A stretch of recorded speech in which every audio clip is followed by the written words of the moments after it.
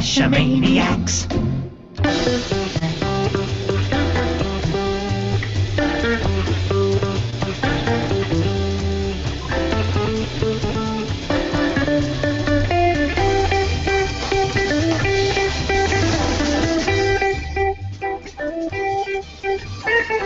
GeoGearHeads. I'm the bad cop, on the road again in my mobile recording studio. But I'm connected through our Google Hangouts on Air to Daryl W4 to bring you episode 87 of the GeoGearHeads. We recorded a couple of interviews at the geocaching block party a few weeks back, and that's what tonight's episode is all about. These are insights from the 2013 block party. Yeah, and this is actually for a good topic for this week, but next week we've got another one of those great randomized shows, which was supposed to be this week, but we pushed it back so we could do this one this week. So if you have any topics, questions, or feedback you'd like to address on that randomized show, you can email us at geogearheads@cachamaniacs.com or call them into the voicemail line at 206-350-3647. Now, the week after that, we're going to be talking about some of the tips and tricks that actually came from the 2013 GeoGearHeads travel bug race, and that actually wraps up shortly. It may already have wrapped up by the time you get this show, since it wraps up, Saturday is the last day for it, and I've had the chance to go through some of those travelers and check some of the tips out. I had to get rid of a couple of the travelers that didn't follow the rules and didn't respond to emails, so unfortunately that field has been narrowed a little bit again, which is probably good for the people who are in there. But I'm really looking forward to that show because there are some pretty cool tips and tricks in there. And our thanks to gxproxy.com for donating a lot of the gifts for the participants, and everyone who's entered or moved Trackable for this. Thank you very much as well. We'll talk more about that stuff next week on the randomized show and all that kind of stuff, but it's a week after I'm really looking forward to, when we get to hear some of those tips from the traveler owners and from those who actually logged them. Nice. Daryl, you did a good job of explaining time travel. I thought that was well done. Alrighty. Now, my Trackable didn't get a lot of miles, but at least it got some points at the block party. That was a lot of fun, but unfortunately I was stuck in a booth for the whole time and didn't get a chance to do things like the HQ Geo Tour. Geo Tours were new this year and really wanted to get into them, but, again, I was locked into the booth. That's why I've brought in my caching buddy, Quads in the Mud. Welcome to GeoGearHeads. Hey, how's it going, Chris? Hey, Daryl. It's all going well. And thanks for joining us. And anyone who wants to get a little bit more about Quads in the Mud, we actually interviewed him for the Cachamaniacs Connection number 8, so we'll link to that in the show notes. So before we actually get into the first of these recordings, Quads, why don't you give us an idea of what the block party was like from your perspective? Well, from our perspective, we've got to go this time without the kids. We dropped the kids off with the grandparents, and so it was a double day.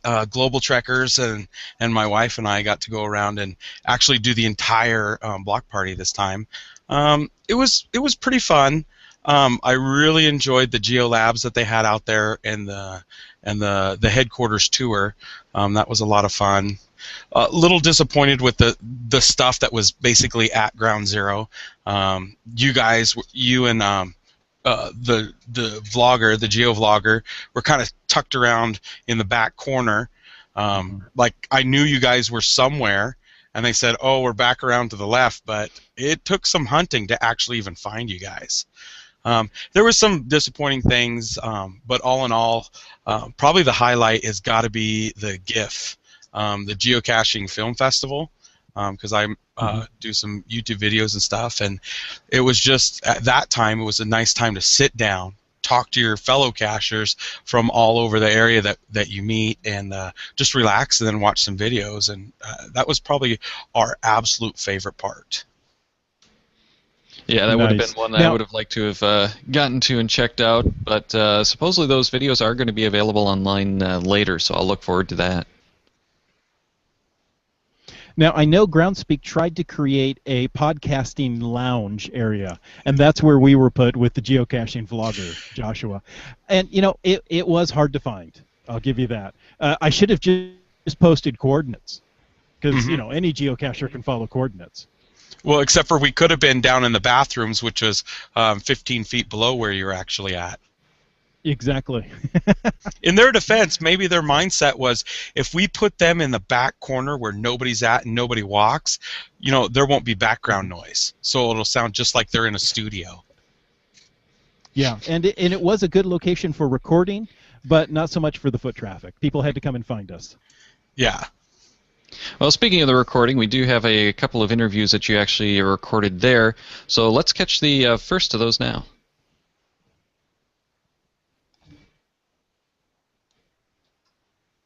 I am here at the Geocaching Block Party 2013 with Brian. Brian, thank you for stopping by our booth. Thank you very much for having me. I'm glad you guys are here. Oh, it's so much fun to be here. Can you tell us a little bit about the block party this year? How is it different from previous years? So in previous years, a lot of the block party was really centered around the plaza just outside of the office, and it was getting a little more crowded year after year, and so we created a few fun adventures and a HQ Geo tour so that people could go out and explore the neighborhood and have a fun caching experience. So we've got the Geocaching HQ Geo Tour that it just launched this past week, and it's supposed to be here forever, ideally. And there's a series of 9 caches that are around Fremont, and all of them are super cool. They were designed by local geocachers working with the staff at Geocaching HQ, and you come, you get your passport. You can pick it up at the front desk at the office and go out and get your passport stamped when you find each of the caches. There's some really exciting stuff. There's some really fun caches, and when you complete your passport, you get a cool trackable, and at least at the block party, you get entered into a drawing for a really cool geocoin. Sweet. Now, you say these 9 caches are going to be continuing even after the block party. So you stop in at the headquarters anytime, or is this still a scheduled event like the headquarters tours? No, I think you should be able to print a passport off of the GeoTour webpage. I'm not sure if that functionality is enabled yet, but if it's not, it will be. And then you take that passport out. There's a stamp in each of the caches. Some of them are a little more tricky than others, but when you figure it out and you get your passport stamped, then you can get your prize, as well as the satisfaction of finding 9 geocaches. Fabulous. And this is something new. Now, is this going to expand beyond the Fremont area? Absolutely. So the GeoTours program launched about a year ago, and the basic concept is that we're partnering with land managing agencies like the Washington State Parks, the Maine State Parks. We're working with the Smithsonian Institution, and they're creating a series of caches that are really meant to elevate the quality. So we want to create a great experience for geocachers, want to create something fun to do, and by partnering with these organizations who are looking to entertain geocachers, bring them to a local area, provide them with an education or historical perspective or just a great geocaching experience. Working with them, we're creating these geotours and just creating something fun for geocachers to do. Oh, that's a great idea. I love that idea. Now, on a personal note, what's your favorite part of the block party this year? I think I'd have to say my favorite part of the block party this year is really the same as my favorite part of the block party in the last 3 years, and that is getting to meet the geocachers from all over the world. The local geocachers, the ones from across the country, and then really the ones from Israel and Germany and Switzerland and Sweden and Australia and a lot of other countries, and it's just cool to think that people are coming all the way here from not too far away and from very far away just to participate in this event and be one with the geocaching community, have a great experience, enjoy the party, and just have a great time. Now, do you miss the dunk tank from last year? You know, well, last year was the bull riding. Oh, the bull riding. And it was a lot of fun. I don't miss it as much as Nicholas, my 7-year-old son, a.k.a. Boo, in the geocaching community. He asked me if it was going to be here this year, and he was very sad to hear it wasn't. You know, the dunk tank, it depends on the weather. When it was cold, that dunk tank was not too fun, and when it was hot and sunny, it was a real treat to be dunked in the freezing cold water. Nice. Thank you so much for stopping by, giving us an update on what Geocaching Headquarters is doing to improve the game. We really appreciate your time. Thank you very much for having me here, and thank you very much for coming to Block Party. And for those of you out here who have not yet made a trip to Block Party, we're looking forward to seeing you next year. That was a lot of fun to interview Brian, and he's stopped by the booth every year, and is always a good interview. He's more the business side of geocaching.com, so you know he's got some interesting perspectives. Yeah, good guy. We've run into him a few times at some of the other events as well. So yeah, he's a good one to talk with and kind of get a feel for just how they're going to keep the geocaching.com site online. Well, he did mention those geo tours, and the new labs are actually what I'm kind of interested in. Now, Quaz, did you have a chance to actually try the labs feature? I did. I really enjoy the labs. There's some hiccups that I think they should need to be addressed, and they should work on. But for the most part, the labs was an absolute great idea. For people who don't know what the Geo Labs caches are, you actually get a new icon on your geocaching.com profile when you complete these. But basically, they're temporary caches that are set up that are like a virtual type cache around the area of the mega event. And I believe, Chris, am I right? Is it only for mega events? It's not for all type of events that can only do the Geo Labs? That's what I understand. They're looking to expand that, but I think that's what they've done here in the short term. Yes, is for megas. My understanding was that what they're actually going to do is right now this particular lab is just running at some of the mega events. Once they get those bugs worked out, they're going to do selective locations and expand it out. But the labs in general is going to be for anything they want to get like alpha testing on, essentially. Oh, really? So we could have other features. Right now, the labs is this unnamed extension on a GeoTour that's like a virtual GeoTour. Oh, really? And the thing that would really chap me is if in a couple months or a year they decide, hey, this isn't really working, let's delete all existence that it ever happened. That would really upset me. What I love so much about them is I've been to events where they set up temporary caches and fun games and activities for the people to enjoy the area that we're at. The Washington State Geocaching Association Campout is a prime example.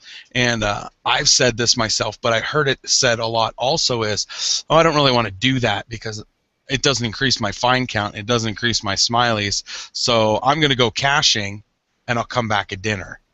And where this is you go and you do their virtual and you learn the area and do what they want you to do, but it still increases your find count. It's not a regular cache, but it still increases your find count to do what they've set up for you. And so it doesn't waste their time and energy, and it really doesn't waste yours. And it was a lot of fun. Couple of hiccups that they had was, first of all, most people that I know had no clue about the brew tour, the microbrewery tour afterwards. After you do everything, because they gave you in a balloon, they gave you a slip of paper that talked about the Fremont Geolabs that were right there, and if you did them, you could do them in order with the other. The GeoTour, which is a GeoTour, is basically regular caches put out, just a group of them that all begin with HQGT. But so there's a lot of people who didn't know about it. You have to have a smartphone. You can use your GPS to get to the coordinates once you use your smartphone to get coordinates, but you can't do it by GPS. You have to have a smartphone or internet access or a computer readily available before the time expires on these caches. So we have friends here that didn't know that you had to go back in with a smartphone or a computer and go log them. So they did the Fremont ones that came in the balloon, and they don't have credit for them. And I tried to contact them today to find out if they contacted Groundspeak and see what could be a resolution for them, because they earned some GeoLab icons. And then when you go in your smartphone and you go to find them, there's no mapping feature, there's no direction. It just says, like one of them was just go to Hale's Brewery, I think it was.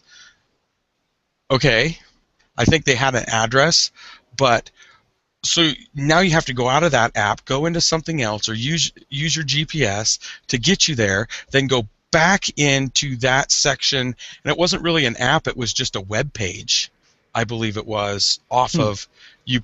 I think you put what well, it's right now, I believe, labs.geocaching.com, and it is just a web app, which is kind of the beauty of the project, because it isn't going to be restricted to just an iOS or Android app. You can run it from any web browser. Yeah. And so, but the thing is if you were to go to it, if they had a button on there that said, okay, Hale's Brewery, go, and then it could take that and give you coordinates or address or something that would put into your mapping, like Google Navigate if you're cool and have Android, or Google Navigate if you're on iOS, because you know Apple Maps really stink. So that would be a lot better. The communication at the block party, if you didn't fully know and understand when you got there, wasn't that great. There's a lot of people that were confused of where things were at, what was going on. Some of my friends walked the Geo Tour and then walked the Fremont Geolabs, so they did a whole nother loop of basically the exact same spots, just a little bit different, and then did the Brew Tour. So there's a little bit of communication, but the Geolabs was really great, and I'm excited to see them at CoinFest this year, see what Gus and Clay can do with those guys down there in Vegas. Yeah, so it sounds like it's still really a very alpha project. Yeah, but it was fun, and I hope to see them stay, and I would really be chapped if they just disappeared like they never existed. Well, that's kind of the whole point of the labs. The labs is always going to stay, but the labs isn't. This particular project is the way that it was explained to me, where what they're doing is any project that they want to test, like they tested the challenge caches and that geocaching challenge, what do they called it? The challenges. Challenges, right? Geocache challenges. That's it. And that got such backlash that they pulled it out, and then no one used it, and they just killed it off. So rather than going through that whole thing again, they've created this labs area, which is its own special cache icon and everything, and that's not going to go away. They may not have a labs that you can do in your area. They may not have a labs that you can do in the future. This could be the only labs, but that icon is always going to stay, and what becomes of this test technology, no one knows. But this sounds like it's really going to be, whatever they end up doing with this, the replacement for those challenges. Yeah, I don't know if people can see this. I switched to screen share, but it's right below your benchmarks. I don't know if you guys will be able to make that out, but it's like a little beaker-looking thing. It says lab caches, and I found 12 of them. So yeah, and they can just nice. Anyone who's listening or watching after the fact can just click through to your profile and check out your cache finds, and you'll see it there. But it's just a different type of cache. Sorry, when they first came out, my friends would click on my profile and they couldn't see it. They said there was a glitch until they updated the site or did something that they wouldn't be able to see it. So I don't know if they will be able to see it yet or not, but it's down below benchmarks, and benchmarks are the only ones that aren't included in your total finds. So interesting. Let me see. I want to try checking that out. So your overimpression was that they were good. It just wasn't done well enough. You like the idea, but the execution idea needs a was little more great. polish. I mean, really, it's implementation wasn't that bad. It was just communication and just a few little small things. Other than that, I like what they have there. I love to see it expand to not every event, but if you have an annual event that say draws about 100 people or more, like the WSGA campout, that should be something that would be available to you as a tool. But for every Baskin Robbins get together and pizza parlor get together, I don't necessarily agree with it being available to every single one of those. And Ogio, I was talking to Ogio, and she was upset that it was only available at the Mega. So if she didn't go to Vegas or she didn't go to Seattle, she wouldn't get it. And I'm like, but it's better than nothing for the people that went. Look at the Ape Cache icon. Nobody else can get it. I've got it, but nobody else can get it. Or the location lists. They're done. I can't get a location list. So that's the only icon I can't get.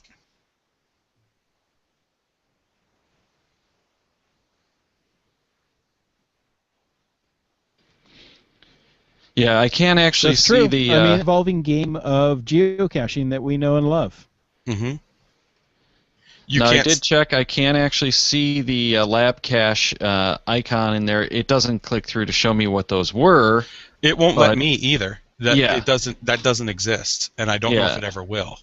Yeah, it might exist once the feature goes live or something as well. We don't know. It's a lab. That's kind of the whole point. Better that than nothing. Yeah. Exactly. And I'm excited to see what they might come up with. Yeah, what might happen later on is they have a different implementation of this. I really kind of get the feeling that this is in part their way to market research stuff, so they don't run into another one of those fiascos with the labs. You mean with the challenges? Or the challenges, yes, sorry. Right. I think what upset so many people about the challenges is not the fact that they did away with them, but they erased all existence of them. And that's the only thing that I ever got. Some people are like, I liked them. I see why they got rid of them or not, but what upset people was the fact that people spent a lot of time and energy, and that they wiped it totally away. If they would have froze it, you had a little icon that said you did this many challenges, done, we no longer do challenges, I don't think as many people would have been upset. But they totally wiped. They're like, man, we screwed up. Let's pretend this never, ever, ever, ever happened. Yeah. Well, and it was released as beta, and I think they really needed to release it as something alpha than beta, because people are kind of used to, at this point, a beta product being like, Google releases everything for beta for a year before it goes live, and it's usually a real product at that point, just maybe not quite fleshed out yet. So have you had anybody ask you about Where I Goes? Are they going to do the same thing? Because it's still a beta, and it's still, a lot of people don't do them because to make a Where I Go is, yeah. There's a lot of discussion on Where I Go and what no one's really willing to say too much about it at this point. There are a lot of efforts, third-party kind of thing going on, and I do hope that they'll do something with that, but at this point, Groundspeak hasn't decided to let go of that property and let other people use it yet, nor have they decided to dump more money into it. They're taking I shouldn't say just money, but the resources into it to take it any further than it is right now, because they're focusing on geocaching. And I think that Where I Go does have a lot of promise, but because it is requiring a builder or hand coding the Lua or whatever you want to do, it's not as easy as something like intercaching is, which we talked about on a previous show. And I think that might be where they're going with this, is something that's going to be more of that replacement for the virtual caches that's a quick, easy build. Mm-hmm. And I agree with that. And to talk to your point that with these labs you absolutely have to have a smartphone. Well, with the Where I Go, you had to have a GPS or a smartphone or a PA or something else to play those cartridges. I see that geocaching.com with the challenges and with these labs are coming up with something like a replacement for where I go. I don't know what it's going to be, but I think that's the path they're going to take. Yeah, and I think that they are looking at these as their solution in the coming smartphone world. When most of the people coming into geocaching these days are coming in through smartphone apps. They're learning about caching, and it's something else they can do with their smartphone. So I think that they probably have better numbers than we do, but I think they're probably looking, last I heard, at somewhere around 80 or 90% of the new cachers signing up just use a smartphone. They're not the traditional GPS users that you used to see coming in. Oh, and I fully agree with that. I see it all the time, and that's that wasn't my pet peeve about that part. The people who do it with a GPS, just like Where I Go. If you use a Garmin GPS, you still have to go back to a point and log it online, just like with anything else. But they're so time sensitive that they shut them off at a certain time after the block party, and that was it. You can't access them at all. So if somebody had the block party, had to jump on an airplane, go home, go to log it, bam, they can't. So it's. I think again, this is kind of the alpha testing stage. They didn't want that up and available too long because they're testing it, and it's that kind of thing. It's not going to be permanent, and they might completely change the interface for the next time they use labs, which, as I understand, is going to be in Europe next. Oh, really? Yeah, so I'll be interested to see if we get any feedback from that, and if it's going to be any different than what we saw here, though I don't know that we're going to hear too many people who were at both of those events because of the grand masses of water between. Well, I'll be at CoinFest, and they just announced that they will have these cache labs at CoinFest in October. So we'll see. Maybe you'll be able to give us an update as to what has been tweaked between the original version at the block party and the version at the CoinFest. Hopefully something will be tweaked, and it'll just get a little bit better and a little bit better. Yeah. Well, that's I think really what they're looking for. I would not be surprised. I would not be surprised to see the people doing the labs at the block party and in Europe as well. Talking with people, they said, we've got people here from, the Czech Republic, from Sweden, from Switzerland, from, and Germany. Germany's just to give more. People fly in for the block party, from Germany, from any mega event. They'll fly in to do it. So geocaching really has become a world sport. Yeah, indeed it has, and the only problem that you might have coming across or going across the seas are those nasty carriers that we keep talking about and all their nasty charges. I couldn't imagine using my smartphone over in Europe and having to pay for the data or the... Yeah, indeed. All right, well, I think we've kind of talked about that one a little bit more than we probably should have. And Bad Cap, you did have one more interview that you did while you were there. So why don't we go and roll that one now? I am here with the renowned designer, Fox. Oh boy. Oh boy, Fox and the Hound. How are you doing this afternoon? I'm doing good. I'm so happy to be home. It's unbelievable. 14 years I've been away. Tell me where. I'm actually from up around Anacortes, Hidalgo Island. Nice. So I'm just coming back for the first time in a long, long time. Oh, fabulous. Well, officially, welcome home. Thank you. I appreciate that. Now, you're known in the geocaching community as a geocoin designer. I've done a couple coins. You've done a couple of coins. Yeah. So tell me, when did you start designing geocoins?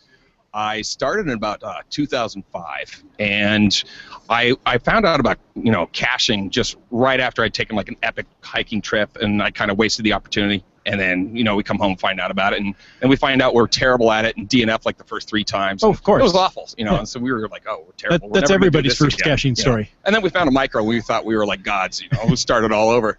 So that was great. But then we actually, I started getting on the forums, and because I realized I knew nothing about this, so I got on the forums, just listened to what other people are coming, sharing their advice and stuff, and then sort of backwardly found out that people leave these signatures. I'm like, this is awesome. I got to find out something clever to leave behind. So what kind of signatures are there? We're asking everybody, and there's these tags and pins, and there's people do painted stones. I mean, everything you can imagine, and so. And then all of a sudden, someone mentioned coins, and I was like, my ears, perk up. Coins? Ooh, what's this about? And I sort of got the scoop on coins, and I was just shocked at how big it was, how big people were into it, and like what a dedicated base of fanatics there were, and it was awesome. I just wanted to be a part of this. I wanted to grab everything I could find, And then of course you do this a few times, and you got to have your own coin, and I wanted to do this, and I was asking everybody, I want to do a coin, and I want to make it cool, and man, this is kind of, it's a serious investment if you want to make something awesome. So exactly. There's got to be a better, cheaper, easier way to do it. And so I'm pestering everybody with coins, questions, and everybody is very, very tolerant, thank goodness, because they didn't scare me away or chase me away or yell at me. And instead, they pawned me off on this poor guy that they're like, oh, just here's his email, just write him, and he knows all about coins, he can answer your questions. And so I did. I got this email, this guy I'd never heard of, and I'm just pounding away like 4, 5, 6 questions a day. How to do this easier, better, complaining about everything that doesn't work on coins, and they're so limited, and how can you only have so many choices? And this guy was so tolerant, and he was so nice, and I was so naive. And when I finally come out with my first, sort of a semi-coin, he's like, yeah, I'd love to see it. Send me a few, and I'll send you a couple of my signatures, and we'll trade. And I was great.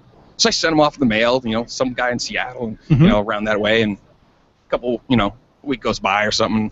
I find, this pad and a padded envelope in the mail. I'm like, who is this? I don't recognize this at all. And I open it up, and it's a mountain bike pin and a mountain bike wooden nickel.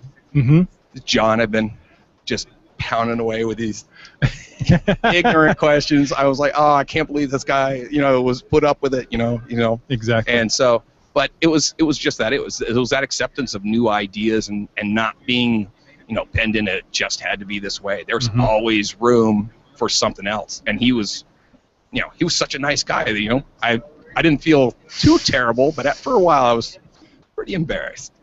But then, Nice. I decided we had to do it ourselves. We had to get into it.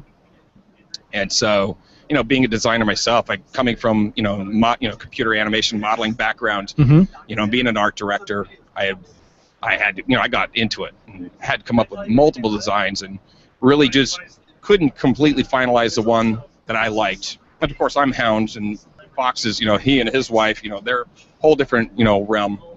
We do all of our stuff together, but he had to have, half and half input on this, and thank goodness, because he kind of helped me narrow down what I wanted. And we did finally come up with that final design.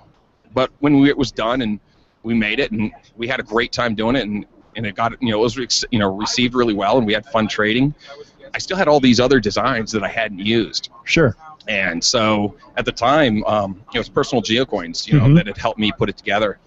And I wrote them when I was done. I'm like, hey, you guys want these designs, And I don't want to throw them away. They still took a lot of work, and they're like, well, show us what you have, So I sent them a few ideas, and they're like, yeah, we like this, could you, finish it up, give it to us.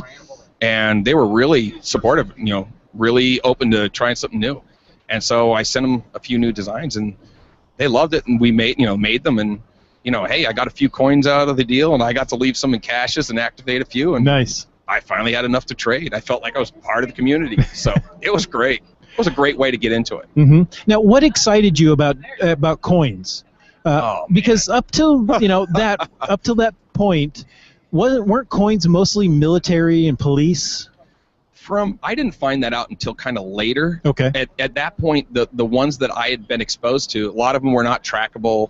There were there were a lot of the clubs and stuff that were sort of producing stuff, but I didn't. Most of what I found, were everybody's sort of individual attempts to make something, and there's just a few minted coins that really caught my eye, and So, but it was just the idea, to go out and find real treasure. The coin legitimized it, not just swag, but a real treasure in a treasure box hidden in the woods. I mean, that changed everything. Suddenly we were pirates and James Bond and Indiana Jones all wrapped up in one. Exactly. And we ran out on, I believe it was Christmas Eve, in the middle of a snowstorm to go find a coin on a mountain.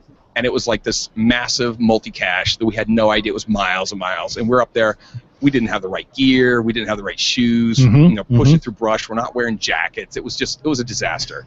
But we weren't going to give up until we found that final cache. And then when we did, we held up this coin. It was like, it was gleaming like it was solid gold. It was like we just dug up a treasure, a sunken treasure ship. And it was amazing. And, it was, of course, it was this sort of old, ionized, oxidized USA Geo coin with no enamel, no nothing. But it didn't matter. It was beautiful.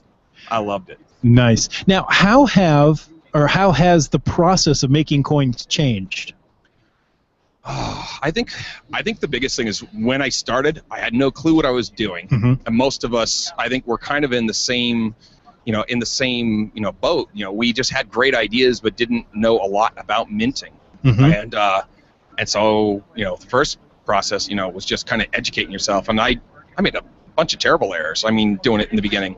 But not being afraid to ask questions over and over and over was a big part of helping you do it. But there are things that we do now that, we were talking about this earlier today. There was a coin design that used an element that had been rejected multiple times just a couple years ago. Okay. And we reused that element in its original format, and it was accepted without the bat of an eye. So I think the mints have grown with us. We've changed, and we've asked more, and we've asked more, and we've pushed and tried to break the envelope in new ways. And, amazingly, they've kept up and accepted a lot of the ideas that we proposed almost on a whim because we thought it was impossible, but, we had nothing to lose. There would suddenly be this big breakthrough in how something was done. We were combining techniques that they said couldn't be. And give me an example of that.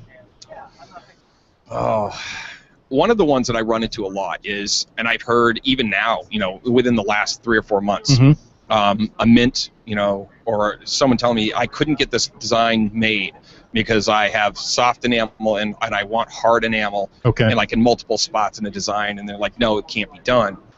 And no, that's not true. My first coin designed back in 2005 had both hard and soft enamel in it, so it can be done.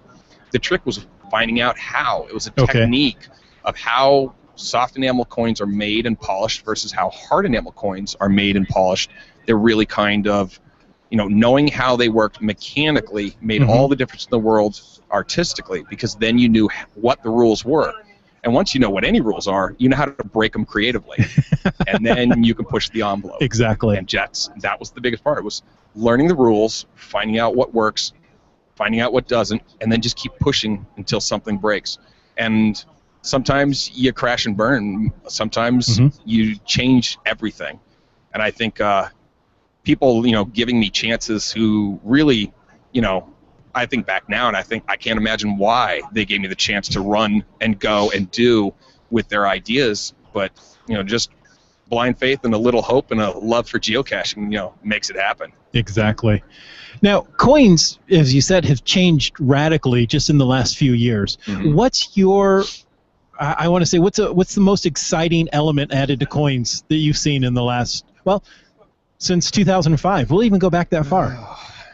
There were always some things like moving parts or unusual edges and items like this. One of the things that I think the idea of, sun catchers, everybody kind of like this idea of being able to see through a coin. Die casts with die cut holes in the middle of coins. The idea is that there are certain tolerances of metal that really shouldn't be broken or couldn't be broken, or you shouldn't smartly design that way in the event that something should go wrong. This happens all the time, but every once in a while you get somebody who's just lets you run with an idea, even if it's a little crazy. And we've had a couple instances of that just in the last year or two. Family man from Germany, he and his family all cash, and Team Yanagi came to me with this idea. We want to make this coin, and it's should represent everybody in our family. Sure. You know, and we want these. They had this idea that sort of like die cut holes of these, sort of the stick figure family or iconic family, and you would look through the coin, and the families would be sort of backlit. Whatever was in the background would sort of make, the shapes of them. Oh, sure. And I thought, well, that's cool, and it was kind of a neat idea, and we kind of sketched out a little bit and talked about it, but, and being internet has changed everything. You get to work with clients from all over the world, and sure. And that's, other than time zones, it's amazing. Like, barriers would be, the language and time zones, but everything else is, golden. He had these ideas, and he's kind of willing to let me work with, to play with his ideas a little bit, and that, being tolerant of letting the artist get in there and interpret what your idea was, and then run with it and make something that maybe not exactly what you expected. People that were willing to give me chances like that kind of change things. We took that idea of sort of looking through the coin and seeing those family members backlit by whatever's in the background to instead reversing it out, having a freestanding family in the shape of the actual members of his family, and the whole background cut out with no support. So basically from like the knees up, these people are just kind of hanging elements in the middle of a coin. And tolerances, when we were first doing this, there were certain measures that you just couldn't break in casting a coin, because the metal would just snap, or it wouldn't pour right, or there was issues, all kinds of issues. Sure. But they have come so far, and they've gotten so much better at doing what we ask of them, that when we said, well, let's put it through and let's see if they say okay, because why not? All they can say is no, and we'll try something else. But exactly. I like this idea. Yeah. And they not only could do it, but they superseded all my expectations. I mean, the detail was so intense, and the family members, I thought it was a little crazy. I was trying to sort of picture what he and his family looked like, and finally we just like, well, let's just take a picture. So he actually got someone to take a picture of, his family, and so we cut them out, literally just traced them out, cut the exact picture of him and his family, put him in there, and it worked brilliantly. We were so happy, Now I see he ran a photo contest, where people are taking his coins all over the world and shooting them in these beautiful locales. And, this could have never happened maybe just 5 or 6 years ago, and now it's just one more cool design. Sure. And now we're thinking, how else can we do that? What's next? What's next? Fabulous. Now, if anybody wanted to get a hold of you, see your designs, where can they go? I'm located at auradesignGroup.com. Okay. Unfortunately, I have been so busy designing coins and working with event coordinators that I haven't had time to actually put up pictures of all my coins. I'm really, really terrible at it. My best attempt so far was last year publishing my book, putting the pictures of that first year of coins in there. But I know this is one of the things I feel like I need to just take a 2-week vacation and do, and every time I schedule it, and I'm like, oh, things are slowing down, I'm finally going to get a chance to do it.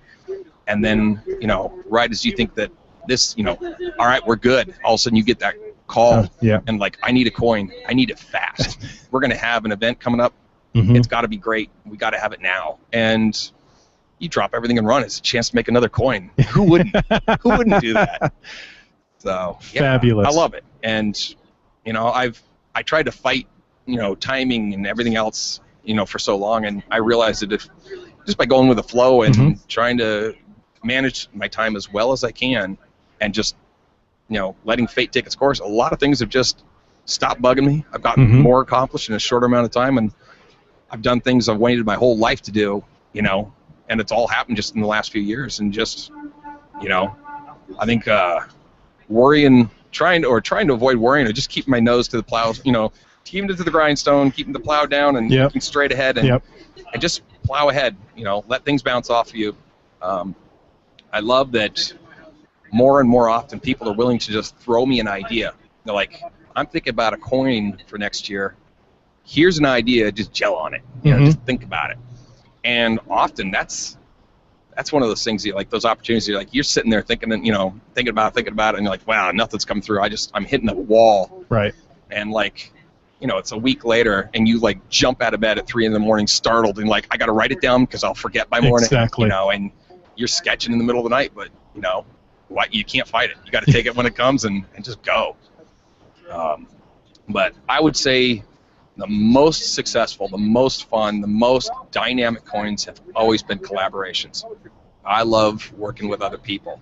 I mean, there are people that have just they have these awesome ideas, and they just say, listen, you got to be the hands and make them happen. I have it in my head. I don't know what it's going to look like, but I know what I want to see. And one of my favorite guys to work with, for that exact reason, is Avro Air, Mark Clemens.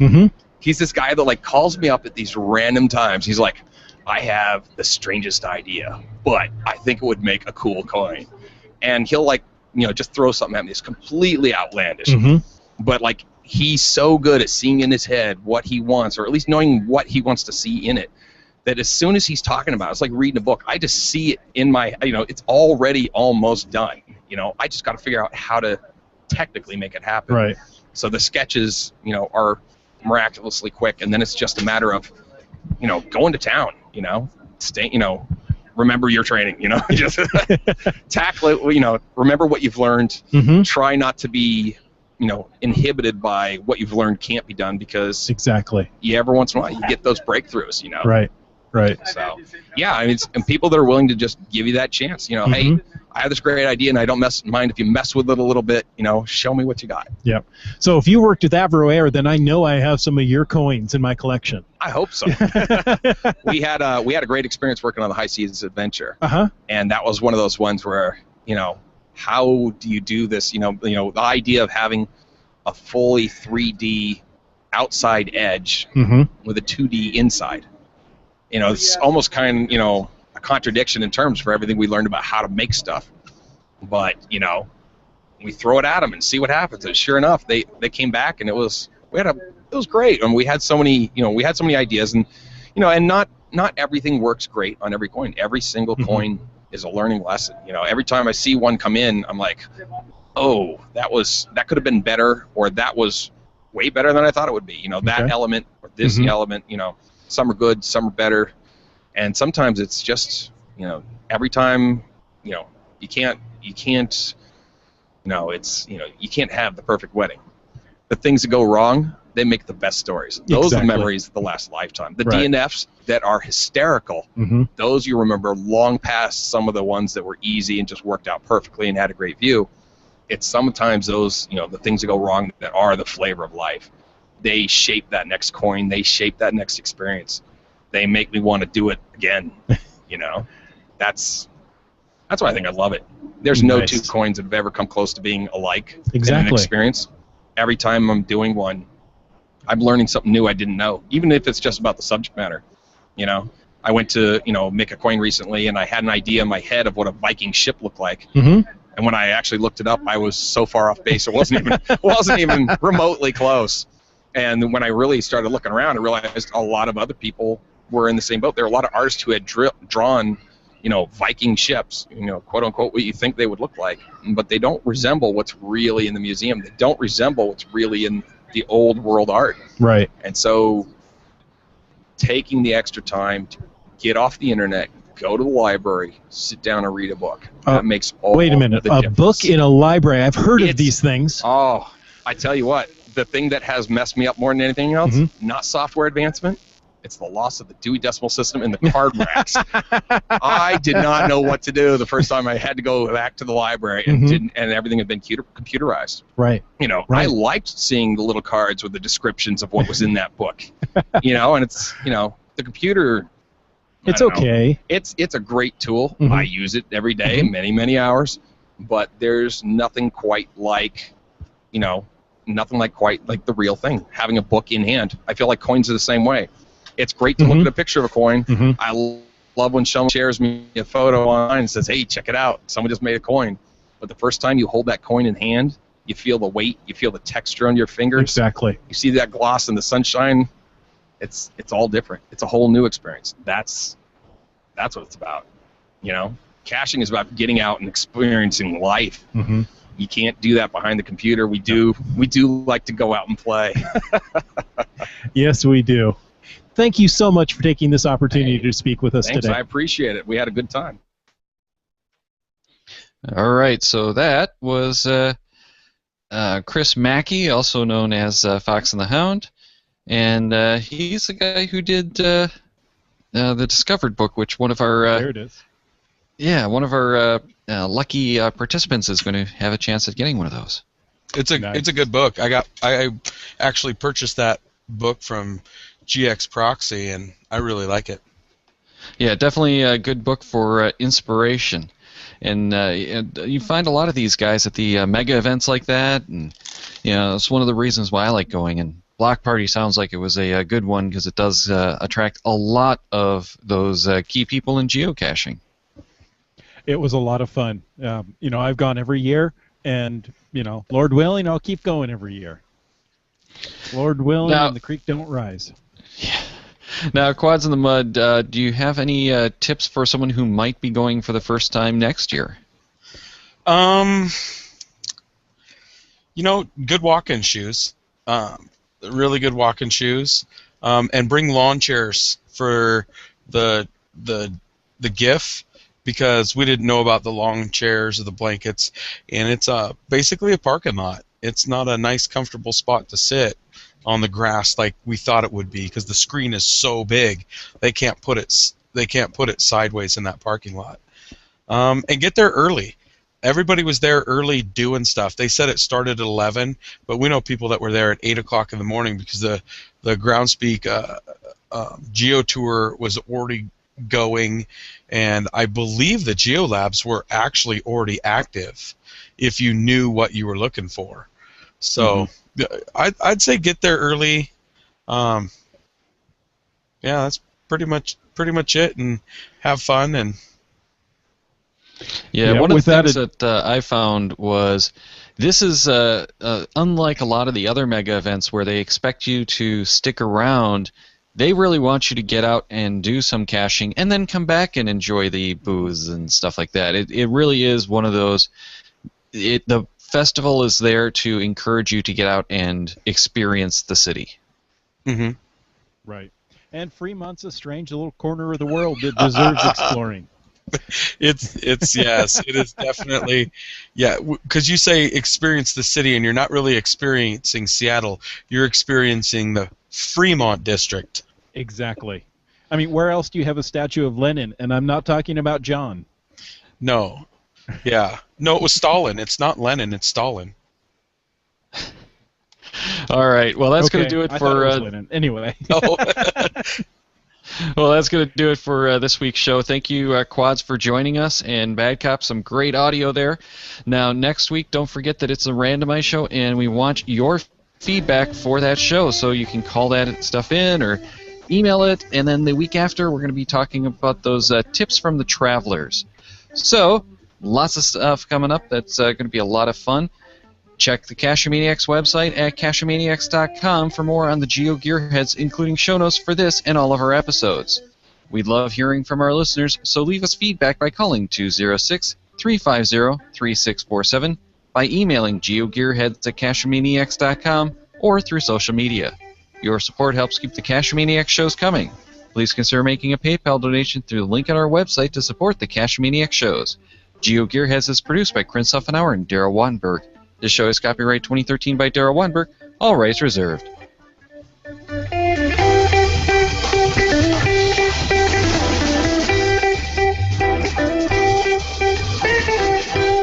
Cash with the Cachemaniacs.